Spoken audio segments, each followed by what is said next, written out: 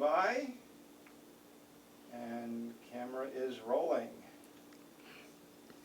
My name is Louis Butcher, and my title is Reverend Dr. Louis Butcher. It's Louis A. Butcher Jr., pastor at Brightside Baptist Church in Lancaster, Pennsylvania.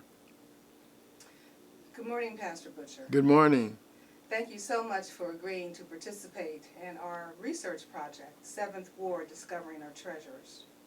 I'm going to ask you a series of questions, first starting with your life as a child in the 7th Ward, as well as moving towards your years as a teenager, and then as an adult, and even beyond that. So let us begin. Can you tell me how your family came to Lancaster? How did they settle in Lancaster? When did that happen? Where were you born? Okay, certainly. On my father's side, my family is from Maryland, and they moved to Philadelphia around the turn of the 20th century, around 1900. And my father was born in Philadelphia in 1904. His father moved to the Lancaster area, and my father moved there in about 1927. My mother was born in Winchester, Virginia, and she eventually migrated to York, Pennsylvania. And between 1927 and 1930, my father met my mother, and he would commute over to York to court her, and eventually they married and moved to Lancaster. And they bought a house on Green Street, 430 Green Street. And that's where we were born. You know, we were born in the hospital, of course, Lancaster General. But my childhood residence was 430 Green Street in the 7th Ward of Lancaster. Who were some of your neighbors on Green Street? My neighbors on our street. Now, our neighborhood was a neighborhood in transition. It had been primarily a Jewish neighborhood because 2 blocks from where we lived was Temple Degel Israel, which was a conservative Jewish congregation. And many of the people in the neighborhood were Jewish because I believe that they had to be within a day's journey, a Sabbath day's journey of the temple. So in the 30s and 40s, there was a transition. And so my neighbors on Green Street in the 400 block, there was a lady, we called her Miss Frances Brown, and her son Donald. And then there was Mr. Eli Hart and his daughters, and several of them were my babysitters. And then beside them originally was my aunt, and then the Reeves family, Ralph and Ann Reeves and their daughter Patty lived there. And then even later than that, the Glover family, Mr. and Mrs. Leon Glover and Ms. Romaine Glover. Also on that side, there was an apartment house, and Nancy Stauffer lived there. She was Caucasian. Beside her was Mrs. Howe, Ethel Howe, who became Ethel Jackson when she married Mr. Jim Jackson. The next to her were the Washingtons. Eventually it was the Cunninghams. The next to them was Mr. Fry, Ira Fry, and Jim Fry, and their daughters. And next to them was Mr. and Mrs. Wilson. Then on our side of the street was Mr. and Mrs. Snow, Hezekiah Snow. Leonard Wilson was next, and eventually became a beauty salon, Miss Blanche Lackey. And then next to her were the Gentrys, Fox Gentry and his wife Bertha.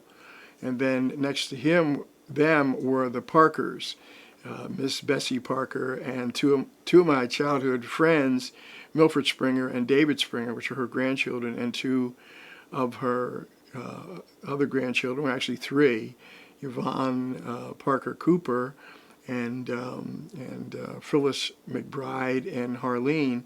And then next door, directly to us, was my aunt and uncle, the Reverend William B. Carr and his wife Marie Carr. And then up the street were the Baylesses, the Corbins, and the Means family, Grant Means. You certainly have a wonderful, explicit memory for your neighbors. Yeah, they were very important to us. How On the so? right side was a store, the Weimers, and I eventually worked there as a little stock boy years ago. What were some of the other stores, since you've mentioned stores, what were some of the other stores in your neighborhood that you can recall, or other types of businesses in the 7th Ward?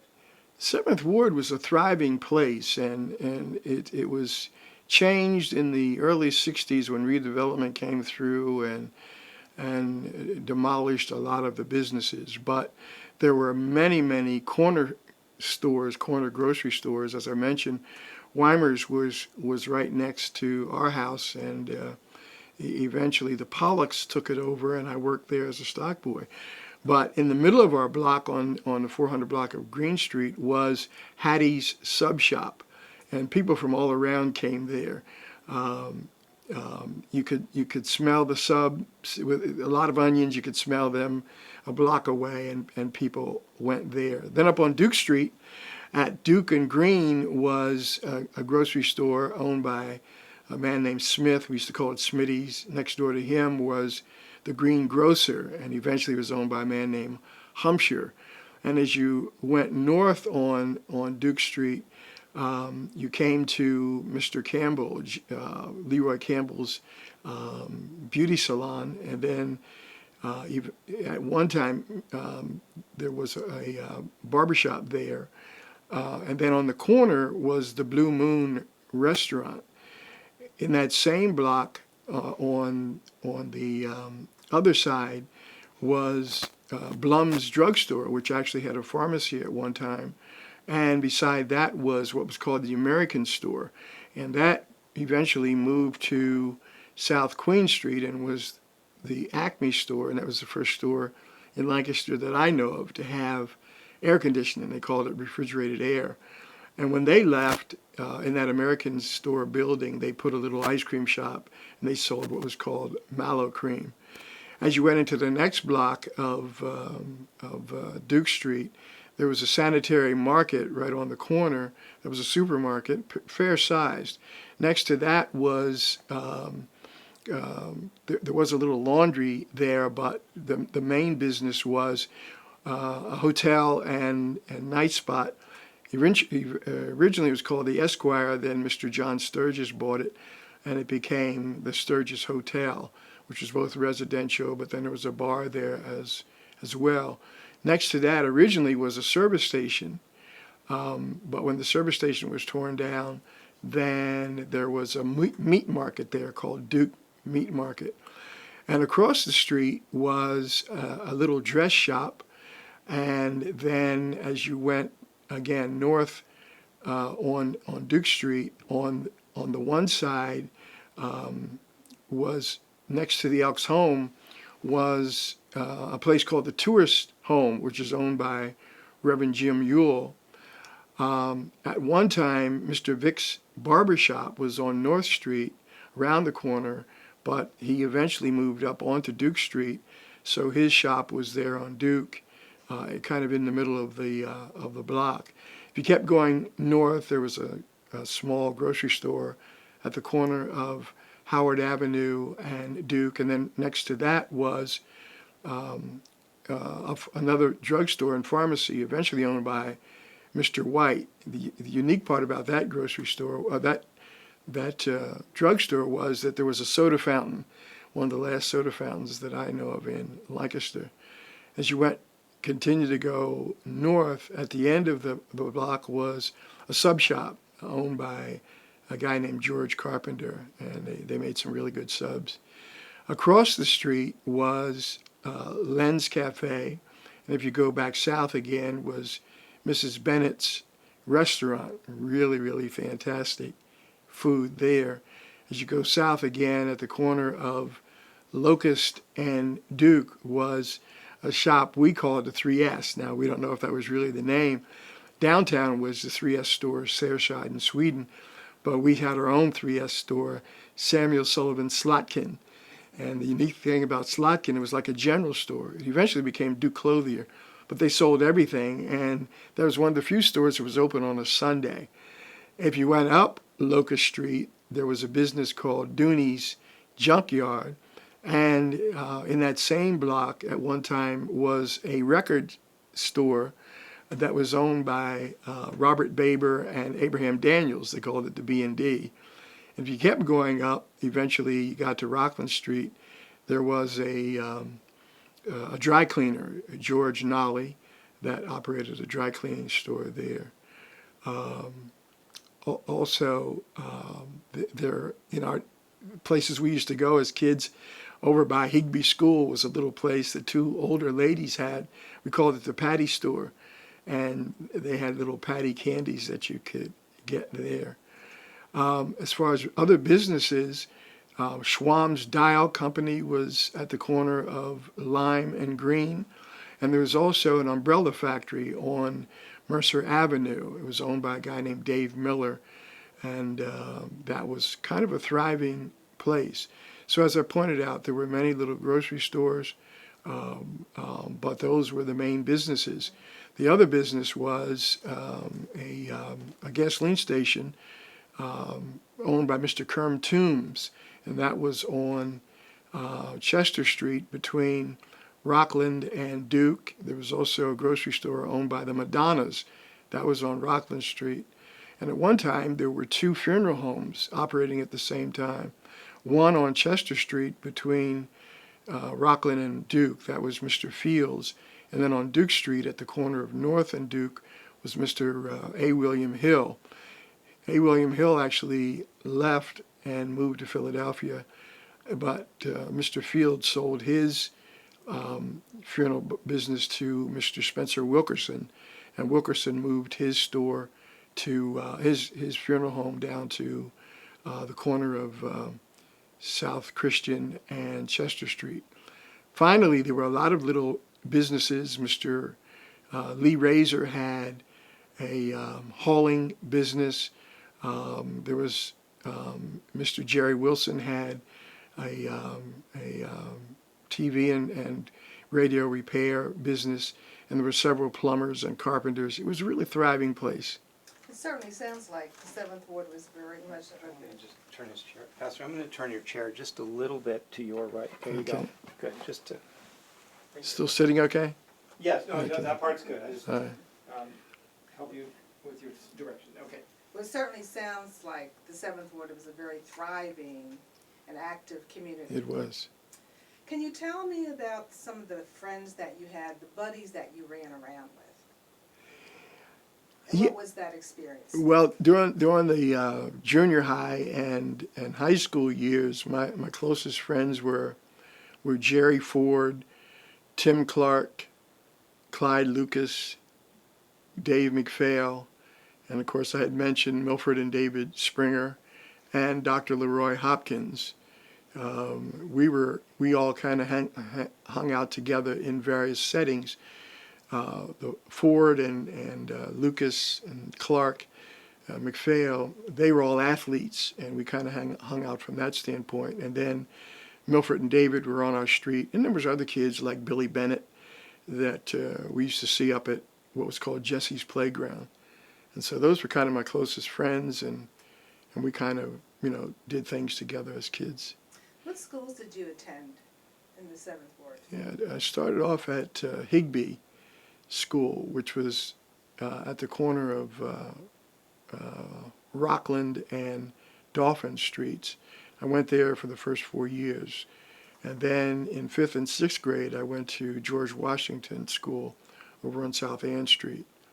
And then from there up the street to Edward Hand for grades 7 through 9, and then from grades 10 through 12 was at J.P. McCaskey.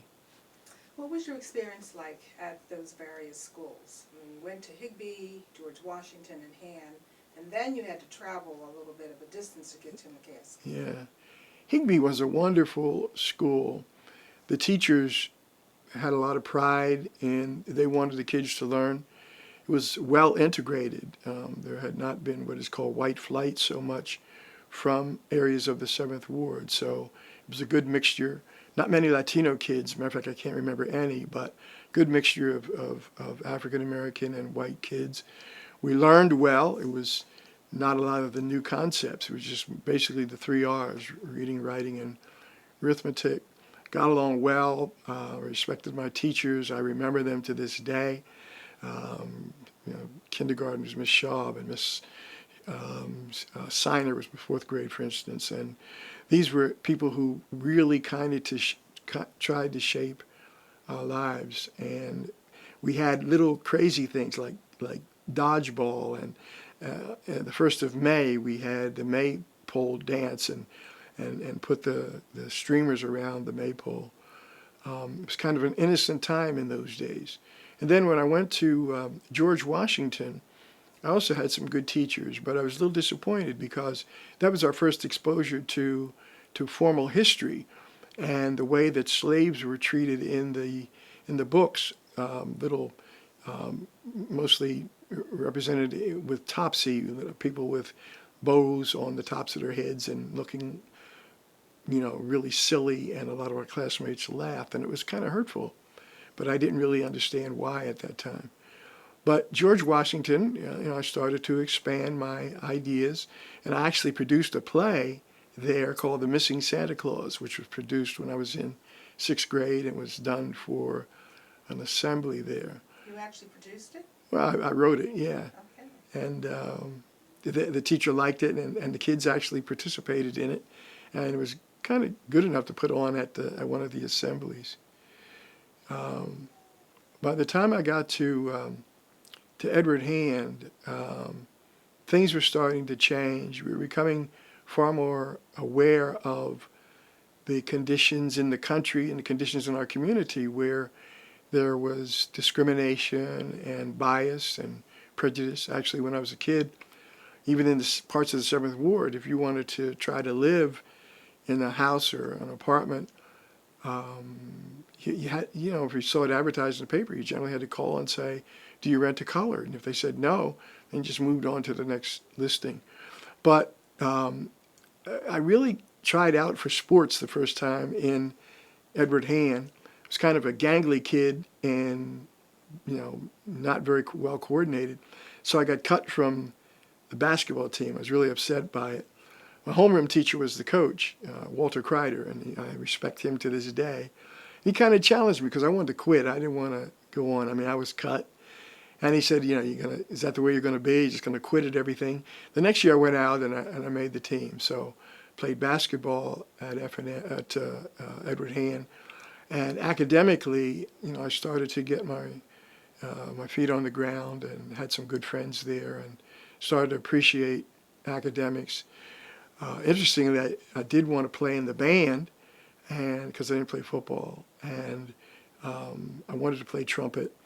The band director, Fred Zellers, said I couldn't play in the band. He said my lips were too big, and that didn't sit well with my mother. And she asked him if he ever saw Louis Armstrong. But anyway, she said, well, he's going to play in the band. And Fred said, I'm not going to give him a trumpet. So she bought me a trumpet, which I have today. And I had private lessons, and I played in the band. And he said, well, he'll play a tuba. She said he can play a tuba, but he's also going to play the trumpet. So I played a trumpet, played tuba, and I played trumpet in the orchestra. One of the highlights for me, I think, was that I won in my 9th grade year the American Legion Award for students, and I was a commencement speaker, which was kind of a lot of fun. And then I also got a chance to compete in an oratorio contest in Philadelphia, and that was, my mother had asked Miss Hazel Jackson to be my speaking coach, and I was able to win there and actually got a trip to St. Louis, Missouri. And the high school was just an incredible experience. I mean, You were told that your lips lips were too big. Yeah. Where do you think that came from? Well, it was just stereotypical. I mean, it was, African Americans were considered to have big lips. And I think it was a subterfuge. I don't think there were any other black kids in the van. I don't think he wanted me in the van. So he just used that. But my mother, my parents, and others in the community, it was truly a village, and they weren't going to stand for that.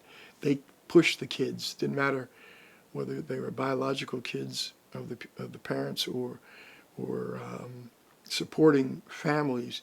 They're going to make sure we got the best of our education, because they realized that we had the opportunity to get some things that they did not. And I'm happy to this day that my mother was unwilling to take what Fred said. Now, the fact is that if I wanted to do it, if it was a public school, I should have the same right as any other kids. Thank you for answering that. You also mentioned white flight. Yeah. Can you say a few words about that? Yeah, I think in our community, the 7th Ward, most of the 7th Ward, the people, everybody was probably, by today's standards, was probably poor. That was white and African American or black people. But we didn't really realize it. People got along. Some of our best friends were white kids. There were very few racial slurs or racial fights within the Southeast. Other places in town there were, but not in the 7th Ward. And we'd go to the grocery store for white people and black people. We got along. But in the late 50s, late 40s and early 50s, as the neighborhood started to change, as it became, there were fewer Jewish families, because Daigle Israel eventually moved to Columbia Avenue. And there was this whole idea of more and more African American families moving in, and white people chose to leave. And so many of the areas that had white people, Dauphin Street and Woodward Street and South Christian Street, even on Duke Street, those people started to leave. And early on, predominantly African Americans displaced them. Then eventually the Latino community moved in numbers. What was the reaction, in your opinion, by those who remained in the 7th Ward with whites leaving the area? Well, I think as white people left, more African Americans moved in, and there was the real sense of society and camaraderie. Just about everybody knew each other. Somebody knew, a new family moved in, and they were moving in pretty quickly. People knew who they were, and the churches were the hub of not only religious expression but of socialization. So most people in those days went to church. So that's where you met new friends. Very few people of African American descent lived outside of the 7th Ward.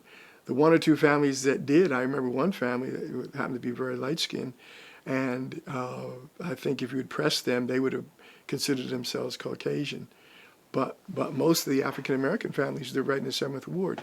And that's why I have such disdain for the redevelopment projects that started in the early 60s, because they tore down many very viable homes that could have been renovated. They destroyed the businesses that were there, many of which were African American owned. There were, places like Miss Evans's beauty salon and Mr. Dickey Stewart's barbershop, Mr. Bob Wett's barbershop, Mr. Walt, who was the first alderman. He had a great barbershop on Duke Street. These places were torn down, and nothing replaced them. And there was some great architecture that was lost, and nothing to replace them. And it destroyed the homogenous society that was there, that was thriving, and it never came back.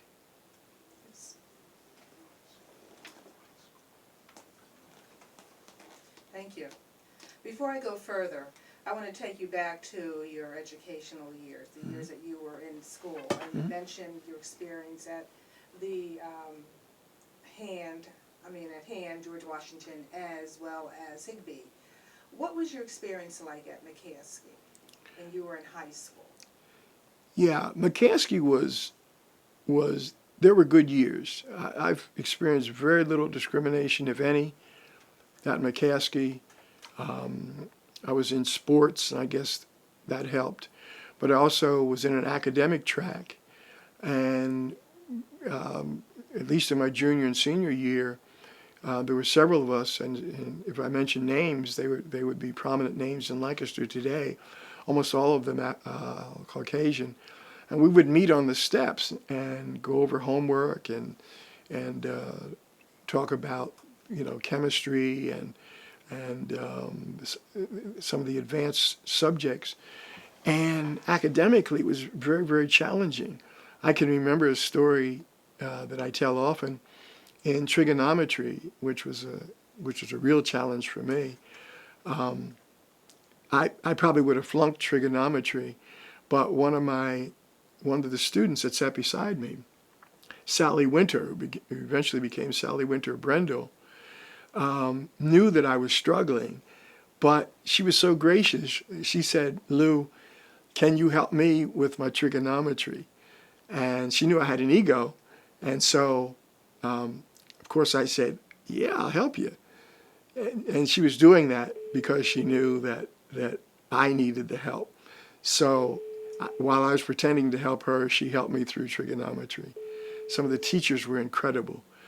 Martha Buckwalter, who was an English teacher, she said, you will learn here. I will not put junk on the street. You're my products.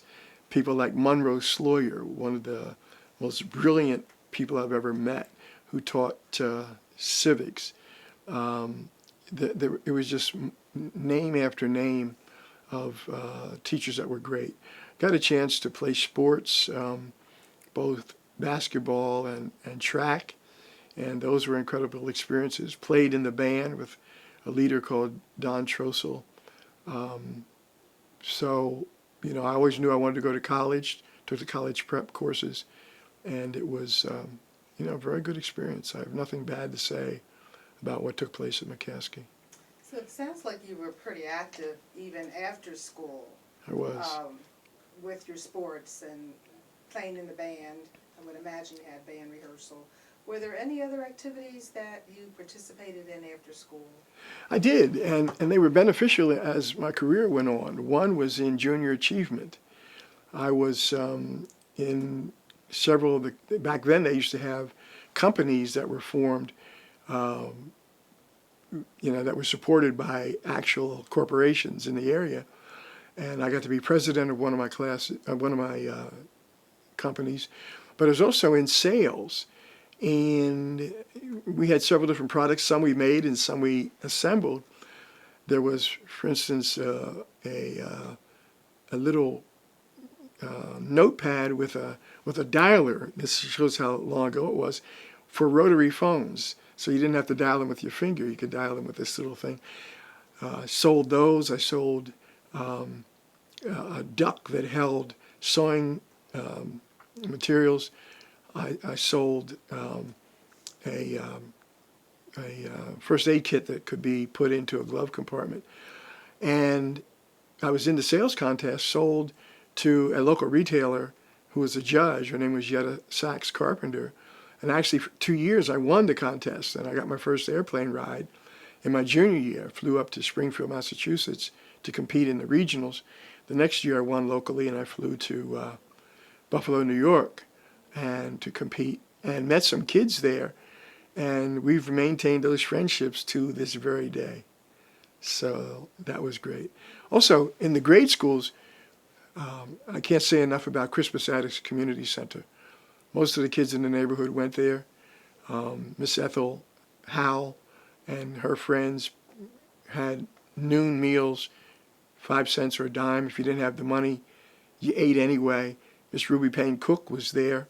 She was a great role model. Later, Mr. Joe Hawkins, Mr. Foster, even the housekeeper, Mr. Brewster, were very instrumental, and they were really role models. So we got to play basketball there. There was a game room where you played pool, the boys club with Mr. Sherm Hill, table tennis, basketball, whatever. And then there was camp in the summer. I didn't go there often, but there was a lot to do for kids. And at McCaskey, High Y, and the sports, as I mentioned. When school was out for the summer, what did you do? Most of the time I Kept had, you occupied? yeah, I had jobs. In grade school, almost every day we would go up to what we call Jesse's Playground at Rockland and Green. There was always something up there to do. And then in the early evening, there was a ritual. We came back, changed clothes, had to take a shower or a bath, change clothes, then put on shorts, went out and sat on the front porch and played with the neighbor kids, played little games called Baby Stone, Come and Get Your Red Hot Meat, Mother May I, Hide and Seek. Games that little kids played, weren't allowed off the block. But Milford and Harleen, and my cousins, Eleanor, Butcher Wilson, and her brother Lewis. We could get popsicles, which were good. Later, in junior high, I got a chance again to stay on the basketball court at Jesse's Playground, or we would travel. My parents used to take us on trips because my dad worked for the railroad, so we got a pass and we could ride for free. And we went really anywhere east of the Mississippi that the Pennsylvania Railroad went.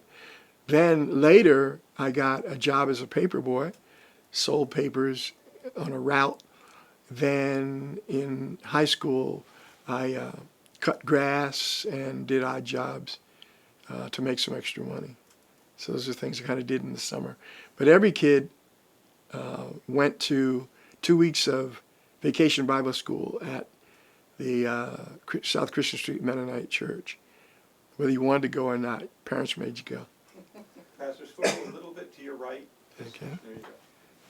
Okay. So you had a very active childhood. I did. And teen years. Yep. As a teenager. Okay. In addition to the Crispus Attucks Center, were there other places that you participated or frequented for recreation? Where did you go for recreation? I apologize. I just have to make a little lighting change to. Were there any local parks that, We still on? are you still on? Yeah, it's still rolling. But Okay. just don't, let me. Yeah. I went to the YMCA, which was downtown, and there we had swimming classes. I learned to swim, but also at Christmas they had train races, and I had a little Marx engine, and there was elimination, and mine won until I got to the finals, and this one kid had a big Lackawanna diesel, and it had something called positraction, which meant if you ran it fast, it wouldn't run off the track on the curves like mine did. So that one won. I actually got a picture in the newspaper because of it. I was like second place, but it prompted me to ask my dad to buy me a Lackawanna diesel like this kid had. And even though it cost a lot of money, I don't know what kind of sacrifices he made. By next Christmas, I had a Lackawanna diesel. So, and then, believe it or not, my mother also enrolled me at the YWCA for swimming classes, and there it was co-ed. But at the YMCA, it was just all guys. You mentioned that as a child, everyone in your neighborhood was expected to go to 2 weeks of vacation Bible study. Yes. What were some of the other churches in the Seventh Ward that you attended? Well, again, everybody kind of went to different churches at any given time, but there were several kind of anchor churches in the African American community. One was Ebenezer Baptist Church that was located at Lime and Locust, and then there was Bethel AME Church, which is the oldest African American church, and that was at Strawberry and North Street. And there was only one AME church and one Baptist church, and so some people, if you ask them where you went, they wouldn't even say I went to Ebenezer or Bethel. They said I went to the Baptist church or the Methodist church. Then there were Pentecostal churches, there was Ray's Temple Church, which was named after Elder Elroy Ray, who was the pastor there. There was the Church of the Living God, Pillar and Ground of the Truth, that was located on Locust Street, and that was Bishop White. Originally it was Bishop Williams, and then he was replaced by Bishop White. Then there was St. Paul AUMP Church, which was a form of Methodist, and they were up on Rockland Street near Locust, and that was Reverend William Potts was the pastor there when I was a kid. And then at Ebenezer, as I said, they had several pastors. When I was a real young kid, it was Pastor T.A. Crawford, and he was followed by Reverend Leroy Mapp, who was a great inspiration to many of us. And then there were many different pastors at Bethel AME. When I was a kid, there was Reverend Dennis, and then Reverend Nern, and Reverend Aku, Reverend Dandridge, Reverend Foster, and then eventually Reverend A.L. Steffens, who really challenged all of us as teenagers to have some pride about who we were. It was the early 60s. It was a revolutionary time, and he taught us to be progressive and have a lot of pride in who God had made us. But many people went to church. It was kind of a church atmosphere. Not because of the blue laws, nothing much to do on Sundays. There was no malls. You had to go to church or to listen to baseball on radio. There was not many people had TVs. There was an era where even if guys were shooting crap on the street or on the corner, if a church lady walked by, if the guys had hats, they would take off their hats, they would hide the dice, kind of drop their heads. It was a sign of respect, and people were not afraid to talk about what God had done. At Ebenezer, the main service early on in the 40s was in the evening. Later it became 11 o'clock, but it was in the evening because a lot of the people worked domestic jobs. They were chauffeurs or cooks, and they had to work Sunday morning, and so they weren't off until night, so that was the main service. Which church did you attend, or churches that you attended? Oh, as a young child, I went to Ebenezer Baptist Church, but my father was a pastor for 40 years in a little place called Billmeyer, Pennsylvania. It's up in Kenoi Township, about 22 miles from Lancaster City. It had a church there which was owned by the company. It was the quintessential company town, owned by the J.E. Baker Company from York. There were families there, and the church was shared by Protestant and Catholic congregations. My father was the Protestant pastor, so we were there every other week. Because he was a pastor, sometimes we were in church 3-4 times a day. We went to other little churches in Columbia and Marietta in the evenings and afternoons. But we were there, and there were a number of young people there, and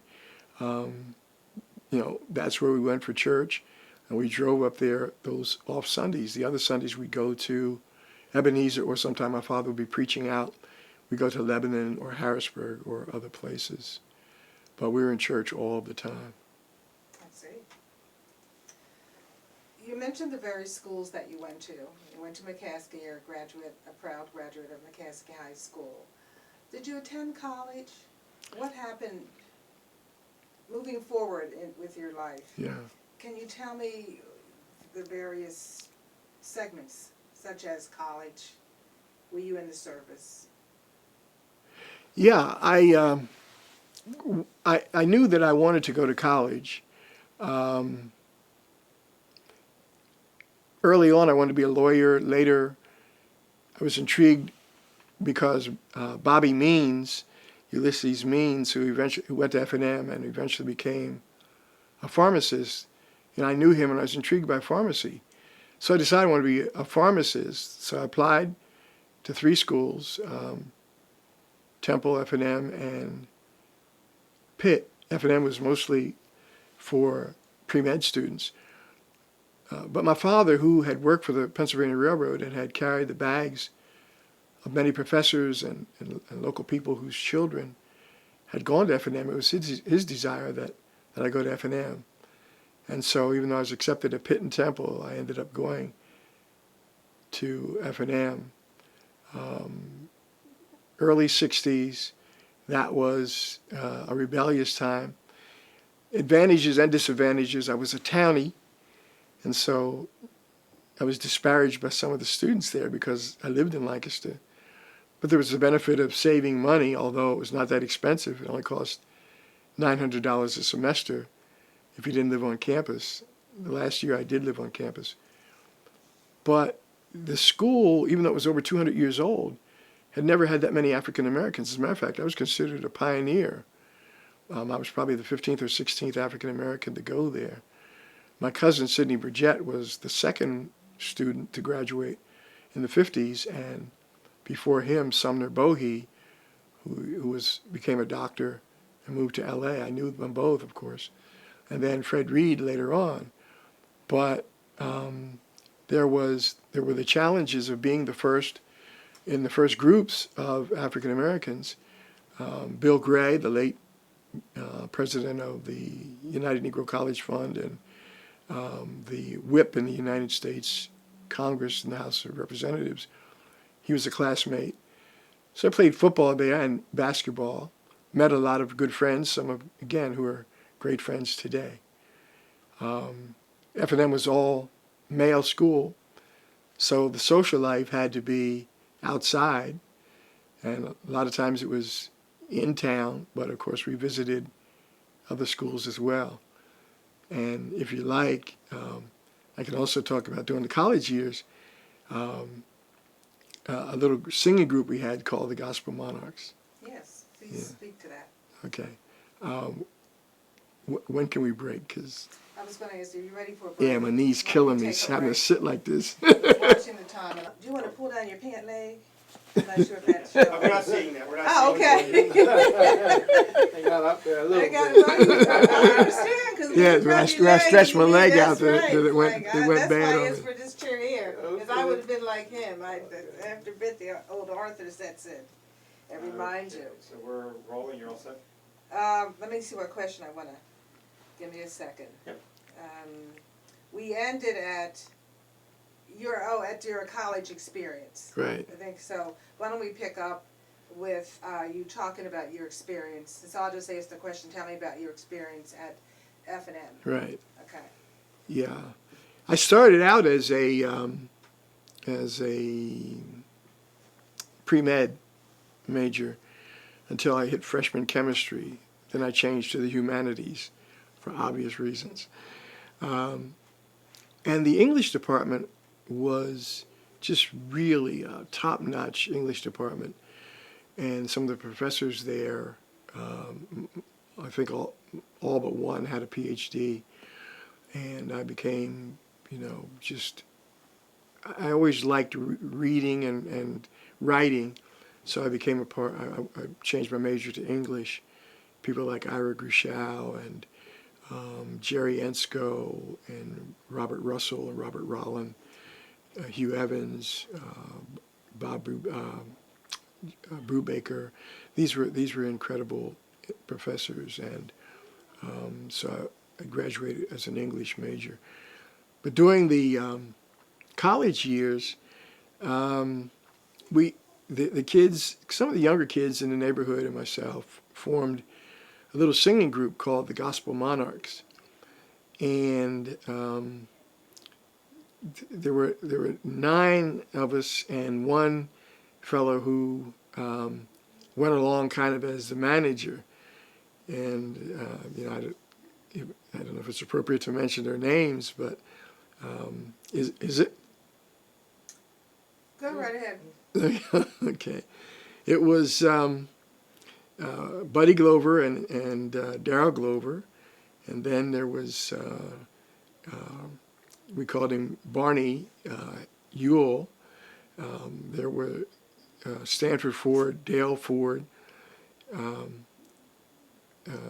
Terry Boyer, Victor Boyer, Gregory Gray, Robert Johnson, and at one time Will Boyer, and then there was a young man, Bo Holmes, we called him Bo, who considered himself to be the manager. We had a little old station wagon that my aunt had given us. Actually, she sold it to us. It was in horrible shape. Back then, the inspections were not as strenuous as they are now. You could see it was rusted out in the bottom. You could see the ground. And we would go from, there was not a lot to do on Sundays. And so we would drive around and sing at churches. We would go pretty far. We went as far as Delaware and Maryland and all through Chester County. Sometimes we would just drive to a church uninvited, go in, and we dressed alike. A lot of times we had our black blazers and sharkskin trousers and little ties and big straw hats. And we'd go and just go in a church and sit. And invariably the older people would say, "Are you a singing group?" And we say, "Yeah." And they'd have us come up and sing. And we had an incredible amount of fun. And there was also the years of the Lancaster Community Choir. And a lot of the kids from all the churches got together and we sang, and it was a lot of fun. So how long did the Gospel Monarchs stay together? Well, I think probably about 3 or 4 years, maybe 3 years. Through most of my college years, I think, the Monarchs were together. Then some started to go to the service, and some went off to college. But it was the adventures there are worth a book themselves. It was an incredible experience. Your experience at F&M Yes. as one of the very few African American students there. How was that for you in terms of, did you feel supported? You certainly must have stood out to a certain degree. Perhaps not. Yeah, we were, and it was in the mid '60s, and there was this whole revolutionary thing going on in the country, civil rights and human rights, mostly civil rights. The King era. Dr. King came to F&M while I was there in 1963, soon after President Kennedy was shot. Matter of fact, one of our football games, I played football, was canceled because of the assassination of President Kennedy. So there was this whole idea of Camelot, this whole idea of a spirit of accomplishment. There's nothing that's going to hold us back. There were protest marches. There was the protest tree at F&M. So a lot of the white students who were pretty progressive were supportive of African American causes. And so we did experience some prejudice at F&M, but for the most part, it was people recognizing that the hundreds of years of slavery and Jim Crow were wrong and unjust. And they were willing to try to change things. And of course, the Vietnam War was just starting to crank up. And so some of those early protests against bias, prejudice, and discrimination morphed into protests against the war. I understand that you were in the armed services. Yes. Did that follow college? And can you tell me about that experience for you? Yeah. Had the opportunity my last year at F&M. I had a scholarship to go to the seminary across the street, Lancaster Seminary. I didn't want to do that. I wanted to see the world. So I sent out resumes. They even had college fairs and all that where industry came in. But I just typed up a resume and sent it around to companies. And Hamilton Watch Company was one, Armstrong another, Bell Telephone. But I got interviewed at Hamilton and was hired. And they told me I could have a week after I graduated to hang out and then come to work. Then I got a call and said I had to be to work the day after graduation, which was a Monday. I was draft eligible, and the human resource director said, do you have a girlfriend? I said, yeah. He said, you going to get married? I said, not in the near future. So he said, well, you better go to the reserves because you can't get a deferment. You're going to be drafted. So I got into the Army National Guard, and Mr. Danny Mack, who was a friend, lifelong friend of our family, was a sergeant there. He showed me the ropes, and Sergeant Major Pfeiffer was instrumental in getting me in. Because at first, when I tried to get in the reserves, and they said no. And I think again it was a color thing. I think they didn't want any African Americans there. But Danny and Sergeant Major got me in, and I liked it. And so when I had finished training, because I had a college degree, I went to Officers Candidate School and got a commission. So I came out as a second lieutenant, ended up staying in the reserves for 17 years, and came out as a captain and commanded, a unit in New York, and was the executive officer in a number of the units in which I served. So you were able to mix your employment with your time in the Army Reserves. Yes, it was kind of normal. I did not have extended tours of active duty, but I did have some memorable ones. During the flood of Hurricane Agnes in 1972, I was in a medical unit, so I was assigned to relief in the Scranton-Wilkesboro area, and we actually bivouacked, that is, set up our tents and so forth, on the Avoca Airport, right on the tarmac. And the devastation that I saw in Wilkes-Barre was something that I'll never ever forget. Water at the second floor level of department stores. The stench was unbelievable. We set up medical centers there and medical stations. I actually got sick as a result of it. Also was deployed during some of the riots, although I never had to serve in the street. Went on accelerated duty during some of the crises that the United States faced. And then in New York, I commanded a hospital detachment, about 177 people. And it was an incredible experience because we were in the Bronx, and we had, just about every possible nationality you could imagine: Koreans and Jewish people and Italians and people from the Caribbean and African Americans and Asians. It was an experience, and I'm not tooting my own horn, but they had failed their Inspector General inspection, and they were feeling kind of down when I was made the commander, and they considered me a country boy because I was from Lancaster, and they thought everybody from Lancaster was Amish, and these were hardcore New Yorkers. And I said to him, look, I had the power then as a commander to put them on active duty for 45 days or 2 years if the 45 days didn't work. I said to the kids, I said, look, I'm a country guy. Here's the thing.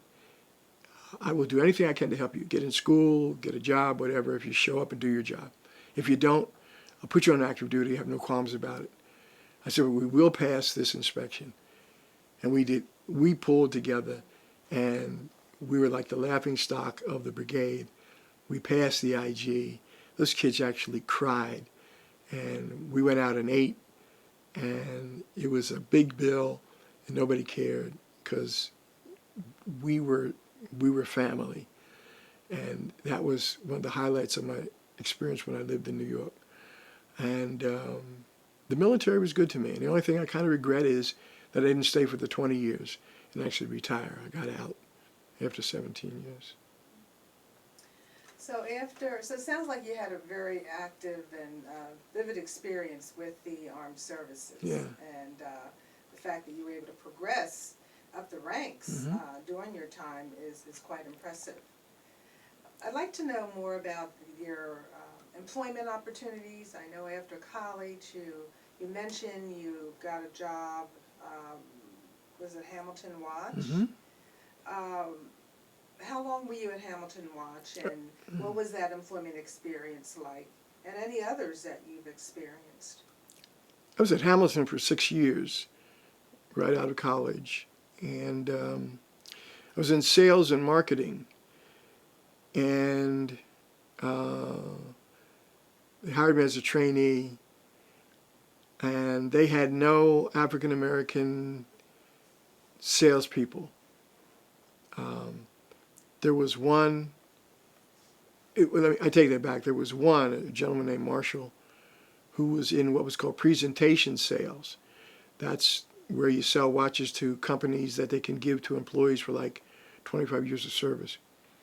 But there was none in what was called field sales, where you actually made calls on jewelry stores and department stores like that. And these people actually had territories. And there were no African Americans ever in the history of the company.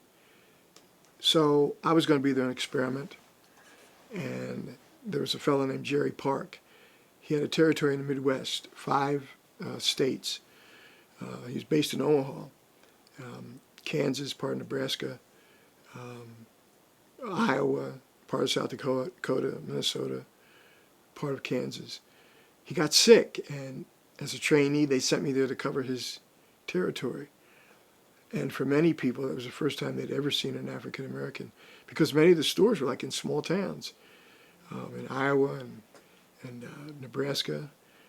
You see those little shows of the West and the Midwest, the prairie towns. It's not fiction. That's exactly the way they were. And I would be driving, and since it was a big territory, I would get to a town the night before, and there's like only one motel or hotel in the town. And by the next morning, everybody knew I was there, because I was the first African American they'd ever seen. So I would go to my calls, and because the people were unfamiliar, only what they had seen on TV, it was hard for me to sell, because they wanted me to drink a cup of coffee and sit and tell them what it was like to be African American. And they wanted to know me. I had to cultivate before I could ever sell. And I, it worked out fairly well. The discrimination that was there was probably subtle. If they didn't buy, they said it was for business reasons. Maybe it was not. But I did experience problems when I tried to get housing. And next year, they actually gave me the territory. And I tried to get housing in Omaha. And it was difficult. I was living in a hotel. And I saw this ad for an apartment furnished. And it was on Burt Street in Omaha, over near Creighton University. So I went there, and the guy, I called on the phone. The guy said, "Yeah, it's available. Come over and see it." And I drove over, and as I got out of the car, the landlord, Pat Beatty, was standing on the front steps. And by the time I walked up to the steps, he said, "Are you Mr. Butcher?" I said, "Yeah." He said, "Ah." He said, "I am so sorry." He said, the place was just rented. And as I was turning to go, his wife, who was standing in the door, said, "Pat, that's a lie. You know the apartment is not rented." Oh, he was upset. Can only imagine. And I went back. So he said, "Well, do you have the money?" I said, "Yes." I said, "I have a good job." "Well, do you think you keep the place clean?" I said, I just got out of active duty. And I said, guess what? They taught me how to make a bed and how to wash the bathrooms and so forth. He said, "Well, go ahead." And people did move out because I moved in. But because I moved in later, Pat started renting to other African Americans. Now, in those days, there was nobody to complain to. There was no fair housing laws. So if he turned me down, I just go and try to find another place. But because Pat Beatty's wife knew it was wrong to discriminate, she called him out on it right there in front of me, and he had no choice. So, yeah. So then I got married, came in town to Lancaster, and married Katie over a Labor Day weekend. And that was our big selling time, so I had to take her back there. So we hitched everything we owned to the back of my car and in a little U-Haul and drove her out there and put her in this little apartment and told her I'd be home for dinner. And I had to make a call about 100 miles away. It's supposed to be an afternoon call. I'd be back for dinner at night. And when I got there, the woman said, I got a dentist appointment. You're going to have to work with me early evening. So I called Katie and told her I couldn't be there. And so when I got back, probably around 10 o'clock, Katie was sitting Indian style on the sofa. Dinner was on table. Candles were there. She had made this wonderful first dinner for her husband, and I wasn't there. So she made me a promise. She said she'd never make a dinner at a certain time for me again. Kind of kept her promise, too. Kept her promise. But it was unfair to her.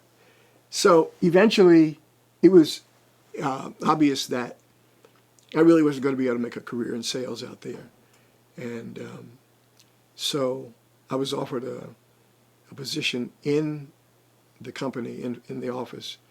And so I was glad to get off the road. There was a lot of driving. My sales, I was making sales quotas, and I knew it was going to be really tough to do that. And so I came inside as a personnel assistant and hired for the East Petersburg plant and helped a lot of African Americans get jobs there, along with others. And then I became the safety chairman, also wrote the house organ for the company, and eventually was promoted to corporate employment manager.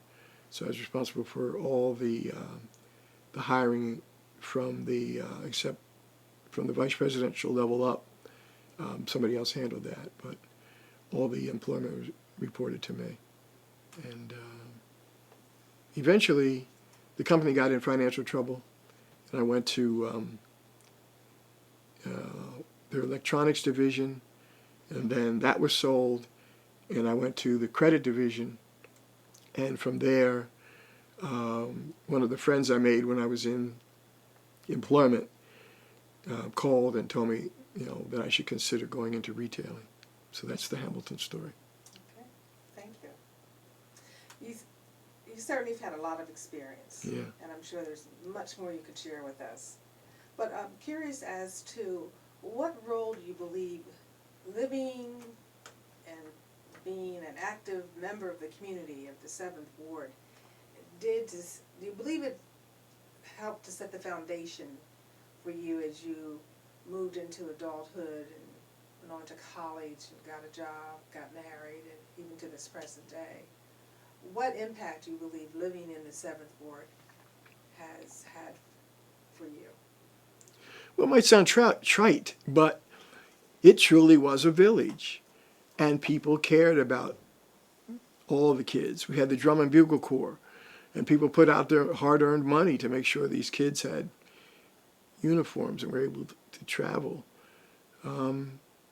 Through the churches, through the ushers, Reverend Ernie Christian made sure that those kids had a good experience. One of the oratorical contests, I got a trip through the church to St. Louis, Missouri to compete.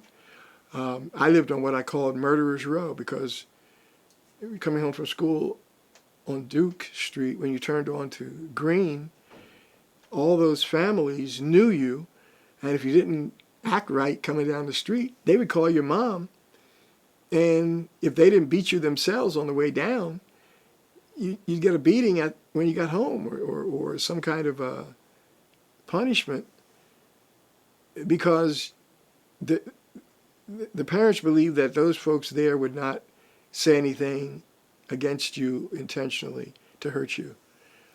And I saw people who, if they had had the opportunities that I had educationally and from an employment standpoint, there's no telling what they would have been. There were no teachers till Mr. Reed came, and I was getting ready to go to high school then.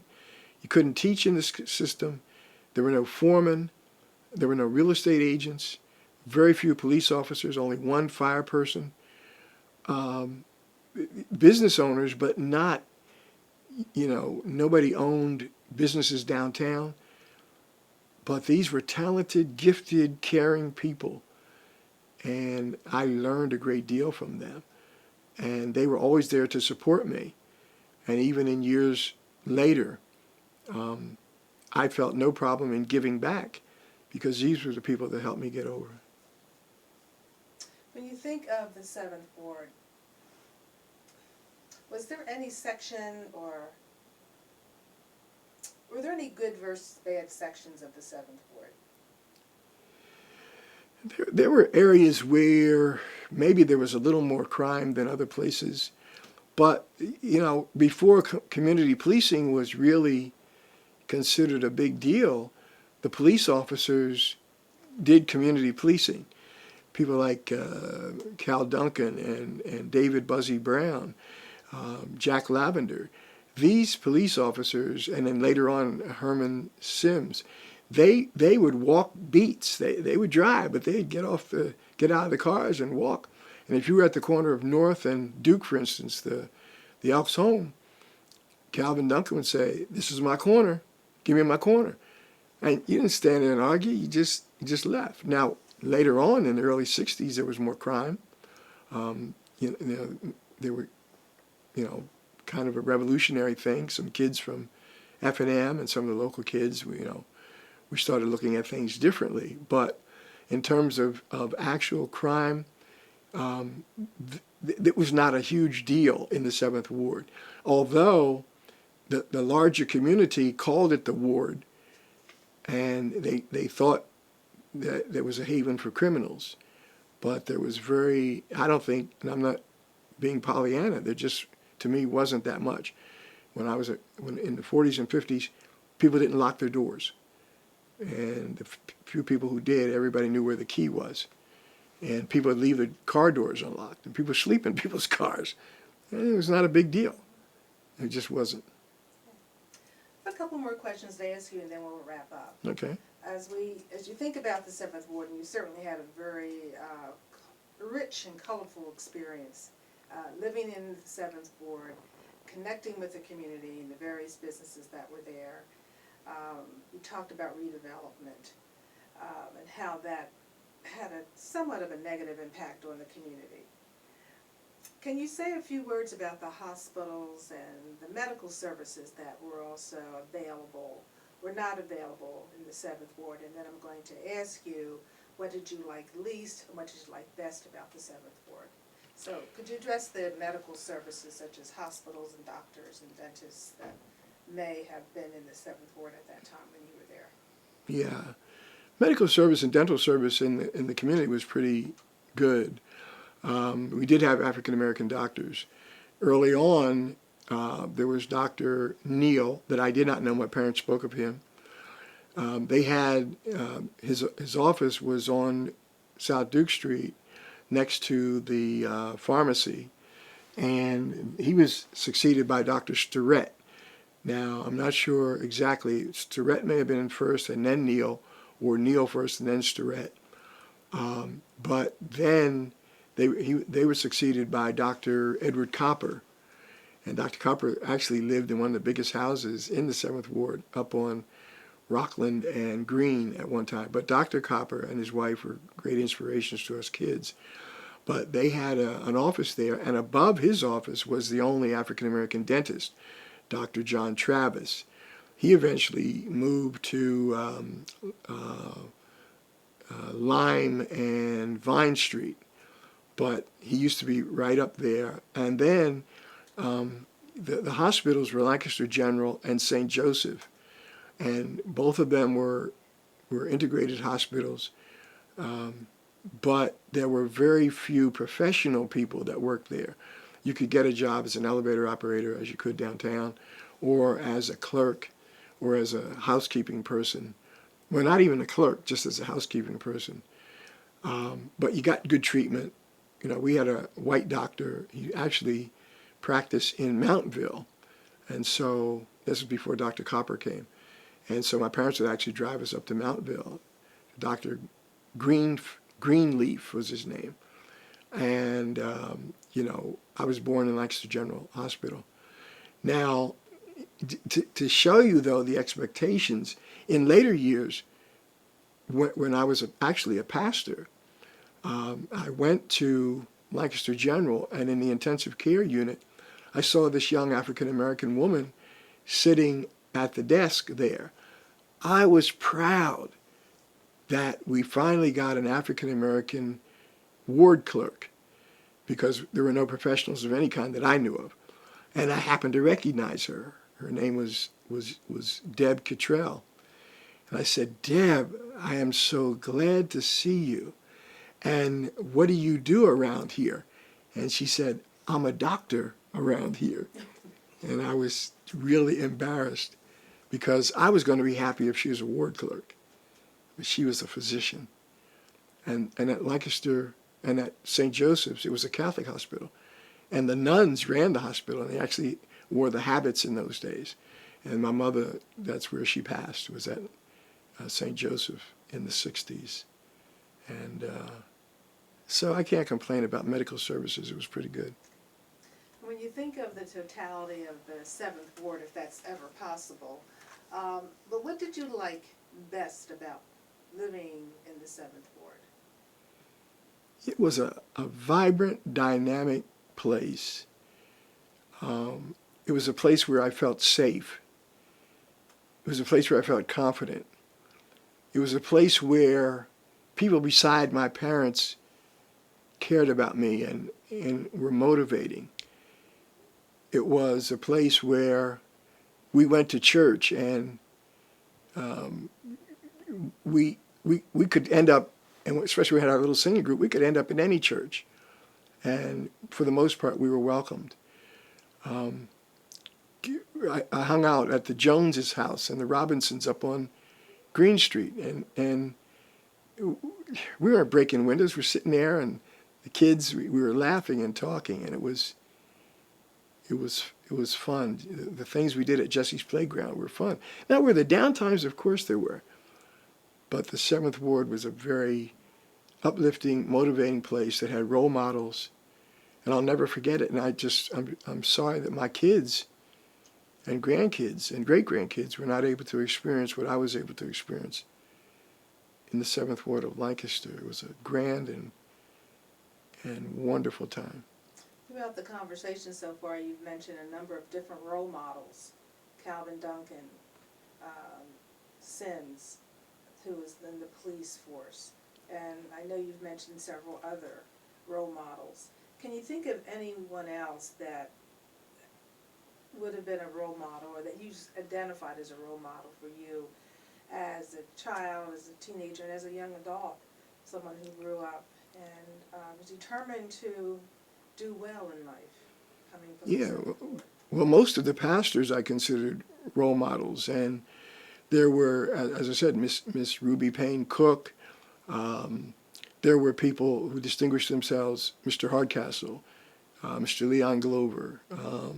Mr. Grant Means was one of the first chefs, professional chefs in the city. Harrison Jackson, Eli Hart, who was a foreman at Armstrong. He was in housekeeping, but he was the only foreman that they had that was African American. The doctors, Dr. Copper, Dr. Travis, Joe Hawkins, who was the athletic director at Crispus Attucks, Hazel Jackson, Miss Mahala Henderson. There were just a ton of them that were very instrumental. There was Richard Wilson, who became a great singer. There was Romaine Skipper Bridgette. She didn't live in the 7th Ward, but she certainly was a role model for all of us. It went on and on and on. My last question to you, or next to last question, is you talked about what you liked best about the 7th Ward. Is there anything that you can identify that you liked least about the 7th Ward? You've mentioned redevelopment, but was there anything else that you...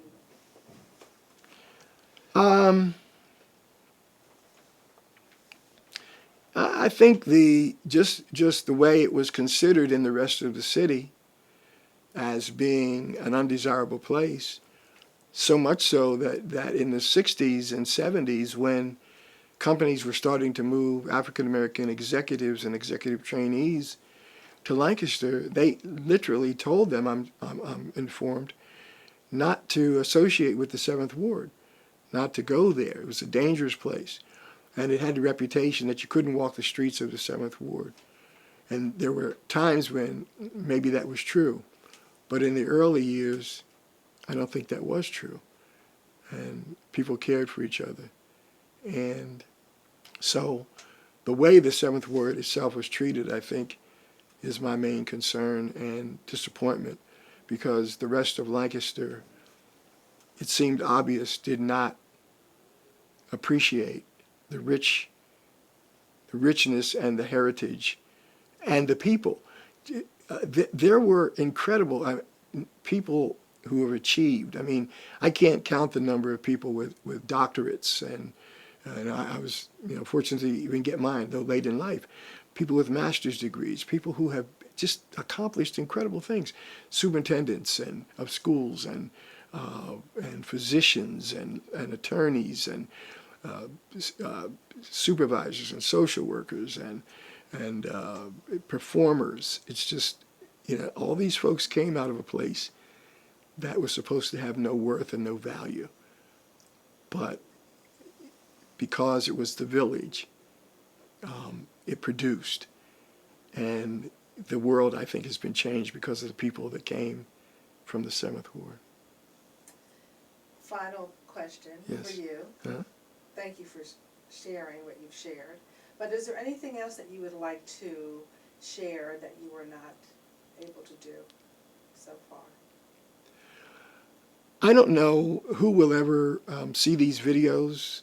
I commend the Seventh Ward project in trying to capture the treasures of our community. I'm hoping that when they're viewed and when the ethnographies and biographies are read, that it will inspire generations to come, and that it will be archived somewhere, that people, not just 15 or 20 years from now, but maybe 100 years from now, will be able to enjoy reading and even hopefully experiencing the vitality of Lancaster's Seventh Ward. I'm sure other cities have their stories, but we can be proud of what has taken place in the southeast part of Lancaster, Pennsylvania. I'm grateful to all of you for taking this on. Thank you so much, Pastor Richard, for your time. Could we just go back and do the first couple of questions again real quick, just to have them? Do you need to It's stretch okay your with leg? Pastor if he's not- I think I'm okay. You're okay? Yeah. All right, mine's Thank okay you so too. Okay, leg stretch. The leg stretchers, that's right, I understand. If it Okay. doesn't go too long. Well, you got to do the whole first section? Just No. the first two questions. Oh, okay. We could just have on camera again. Pastor Richard, can you share with me, how did your family come to Lancaster? Yes, my father's side of the family came from Maryland to Philadelphia. My father was born in Philadelphia. And then his father and eventually my father moved to Lancaster. My mother was born in Winchester, Virginia, and she migrated to York, Pennsylvania. And I guess 1927, 1928, they were able to meet, and they married and purchased a house at 430 Green Street. And that's where my sister and I were born, and where my other sister and I were the three of us were raised. Is that enough, George? Yeah, that's good for that. And then I think we just covered how I think church was in the beginning. Well, I asked about his neighbors, but that's pretty lengthy. Just maybe just a short recap of the neighborhood and church, and I think that will cover it. It doesn't have to be as long as it was before. Okay, because you still have that recorded. Yeah, oh yeah, I'm not, yeah, I Okay. still have Yeah, that. This- Yeah. I'd rather use that one. I don't feel like Yeah. going back through all that I'm stuff. sure That's we a- could- that We was gotta proof it anyhow and Yeah. the edit. I mean, I'm sure that a lot of that would get Well cut done. down, but if we could just kind of get a synopsis with the lighting change, just a little bit about. Is it really that bad? No, it's not bad. I know what you It's- mean. If we can, it would be great. I mean, you certainly don't have to. So you just wanted to say a few words about who were his, Just the neighborhood, yeah. Okay. The neighborhood and Pastor Butcher, can you share with us a little bit about the neighborhood that you grew up in on Green Street, just very briefly? Yes, the neighborhood, all of the Seventh Ward was a very thriving place. I grew up in the 400 block of Green Street. The neighborhood was changing. It had been predominantly Jewish because of Temple Degel Israel, which was located on Chester Street. And when it moved to Columbia Avenue, then many of the Jewish families were displaced with African American families. My neighbors were many stalwart families in that area. There are many businesses as well. A number of grocery stores, corner stores. Hattie's Sub Shop was a hit in the middle of Green Street in the 400 block. People came there from everywhere to buy subs. There were grocery stores on Duke Street. There were hair salons and barbershops. There were funeral homes. It was a big thriving place. There were places where people could get cheer, like the South Pole and Bing's and Len's Cafe and the Sturgis Hotel and Sanitary Market. Miss Lucas's restaurant was a place where people frequented, as well as Mrs. Bennett's restaurant. And it was just a nice place to live. Thank you. Yep.